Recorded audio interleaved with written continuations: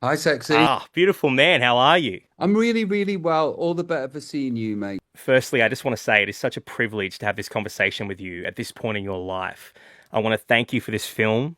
I saw it the day it came out, and I went and saw it again by myself at the cinema today, just so I could feel what I felt the first time, and I got so much more from it. But I just want to say thank you so much for giving us this piece of you and for being so vulnerable and sharing your story with us. That's very kind of you to say. Look, with me, everything starts out the same way, which is I'm an attention seeker for a living, and I'm egoic and brittle and insecure. So I need people's attention, and then people come to me and they go, "Do we want to do a biopic?" Of course, that's a brilliant way of getting attention. Do you want to do a documentary? Of course, that's a brilliant way of getting attention. And then at the end of the project, when the project comes out, people seem to be touched on a profound level by the things that I'm sharing and the way that I am. And it's a complete mistake that comes from the beginning, which is a manipulation to try and elongate and prolong my career. But the fact that you've just spoke from your heart and told me how much it's touched you, it's not lost on me, and I'm very grateful. Thank Man, you. without getting too heavy, when I first saw the movie, I took my dad, who is a huge fan of yours, and him and I are both singers. But he performs every Friday at a pub in Launceston, Tasmania, and every Friday, he opens the show with Angels. He loves that song so much. So when the movie came out, we haven't been to the movies together since 2001. So I would have been 6. And I was like, I have to take him because we have to share this together. But I had no idea about your relationship with your dad. Yeah, well, here's the thing. Oh, the subject matter in the film, me and my father have never talked about it. Wow. Yeah. And the truth is about my dad, he's an incredibly charismatic man that everybody falls in love with. And Same. the representation of him in the film is not true to character. It was brilliantly played by Steve Pemberton. Um, but everything in the film may have not happened in that order, but everything was how it felt. Yeah. And the interesting and darkly comedic thing is that's the version of my dad told through my mom's eyes. Wow. Yeah, so they say that thing, there's three versions of the truth. We know Yeah. the old saying, mine and yours, and then the truth. Truth. Yeah. And somewhere in that film lies the truth. And but if there was a version of Better Man told by my father, it'd be a Mm. very different film. I could imagine. If I had a film made about my life, it would be exactly the same. I'm sure many people could say that.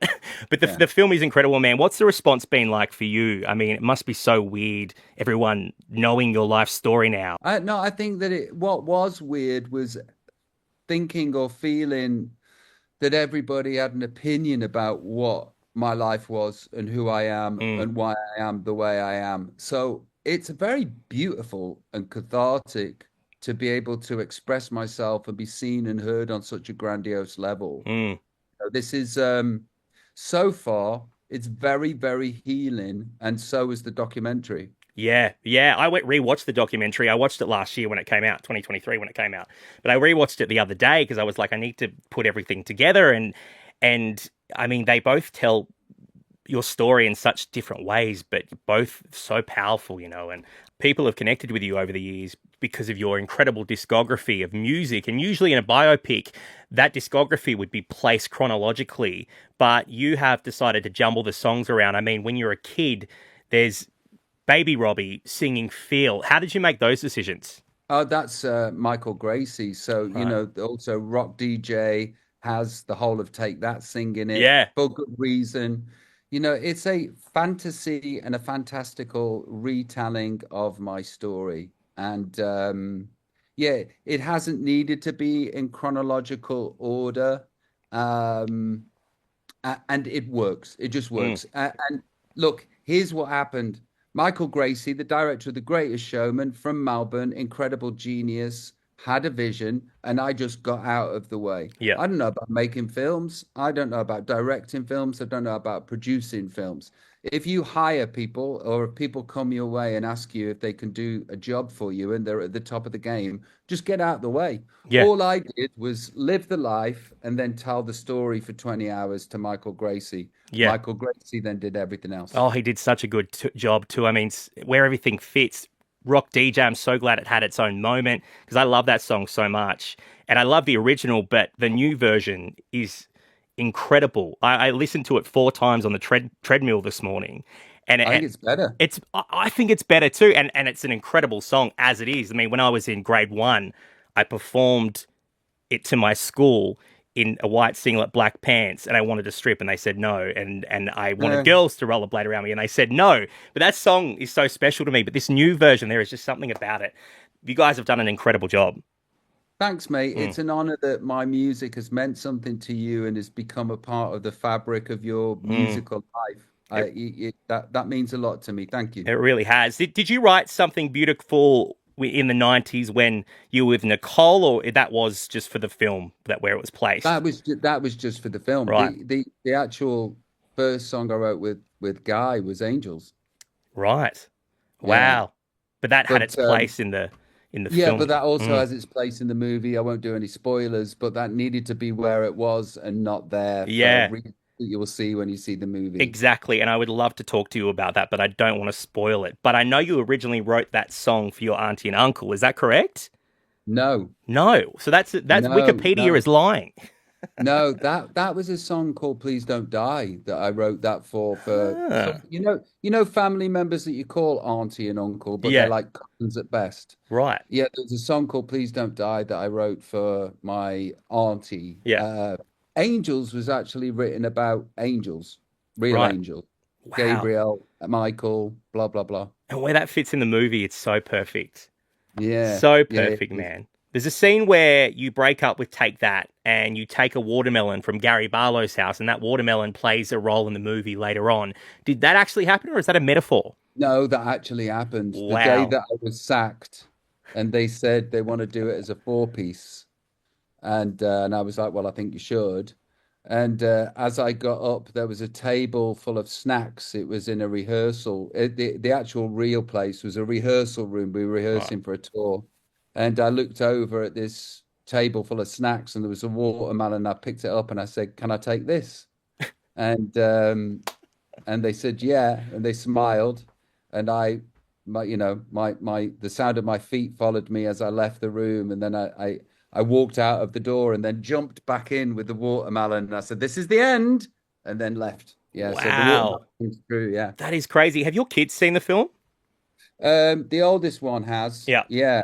And yeah, look, it's a lot to watch. Mm. My oldest one really, really, really, really, really wants to be famous, Yeah, I've way heard you more say than that. I did, and I wanted to be famous more than any kid in the world. Mm. So she's something else, and she saw it at the house and was like, "Dad, can we go for a walk around the garden?" And I said, "Yeah." And she held my hand and she squeezed me. And she said, "I'm so sorry you went through all that." And then she said, "And that thing about fame, I get it now." Wow. And it was a nice daddy daughter moment. And I was like, "It's okay, baby. I'm all better, and you don't have to be sad that I went through that. Wow. I wouldn't be who I am today, and you wouldn't be here if I hadn't have done all of those things. Daddy's okay now. This is a safe place for you." That's beautiful, man. That is so Yeah, cool. Wow. yeah. What a great way to tell her, too.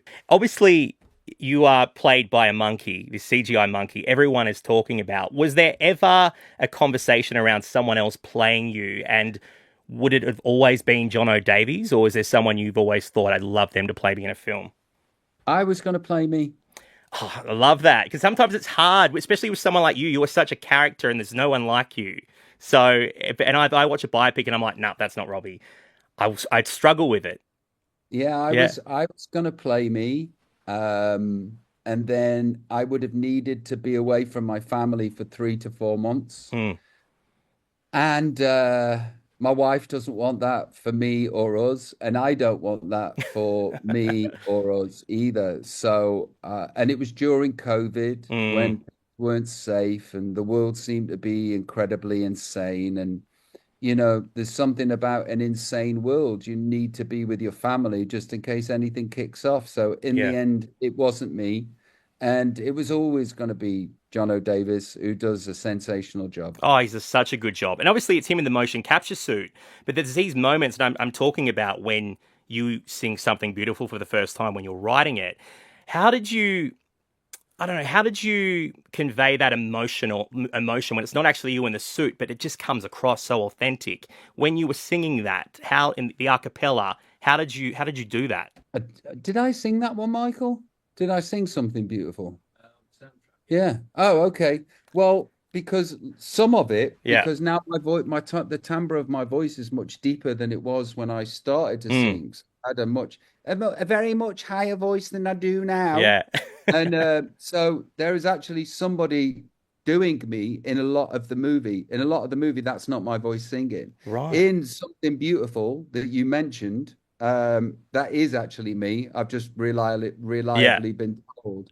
And I guess I'd seen the movie. I know what it needed to be. I know what it needed to sound like. And I'm an actor. I've acted at being a pop star for the Yeah. last 30 plus years. So it's what I do. Yeah. Was there anything that didn't make the movie that you would have liked to have made the movie? Yeah, Yeah. there's so much that it didn't make the movie, but it only didn't make the movie because we couldn't fit it in, not because I was too embarrassed or ashamed to put it in. Right. But there's so many stories that unfortunately it would have had to been a 5 hour film to fit everything in, Yeah. and hopefully it does good. And then there's a better man too. We shall see. Love that. That'd be good. I wish that Carleen, is it Carleen from the pub? I was hoping that would Oh, Maureen from the Maureen from pub. the pub. A pub. I would. I wish I was hoping that would make the movie. Unfortunately, it didn't. Yeah, yeah. There's a lot of those kind of stories that didn't make it. Yeah, Yeah. but like when I was 17, there was a contract out on me to kill me, and I used to sleep with a gun underneath my pillow. And Wow. a lot of my life was kind of terrifying because people wanted to hurt me a lot, and Yeah. none of those stories made it. But maybe Wow. for another film. Right. God. Well, I'm being told I have to wrap up. We only have 15 minutes. But as a massive fan of yours, I have all your albums on vinyl that are released. Are you planning on doing a vinyl release for the rest of your discography? I have the first two. I know there are vinyl that were released back in the 2000s. Michael, are we planning on doing a vinyl release for the rest of our discography? For the rest of your what for your some of it's available. Some of Yeah, it's I've got available. the ones that are available, but the others they're like Go on to completionist. $700 on bloody second hand on bloody. Let's just say for answering its sake, yes. Okay, good. Well, as a fan, I hope that happens. I Oh, really want it to Sean, happen. mate, you've made my day. God bless you, buddy. Good. It's all love, bro. And I just want to say there's a line that finishes the movie where you talk about how you were just a 12-year-old watching Frank Sinatra on a Saturday night at your nan's house and you were inspired. And I just want to say, as a 12-year-old who would watch you on a Saturday night at my nan's house, thank you for your music and thank you for sharing this film with Oh, us. It is so special and bless you you. should be so proud. Bless you. I am. You've made me tear up. Send my love to your dad.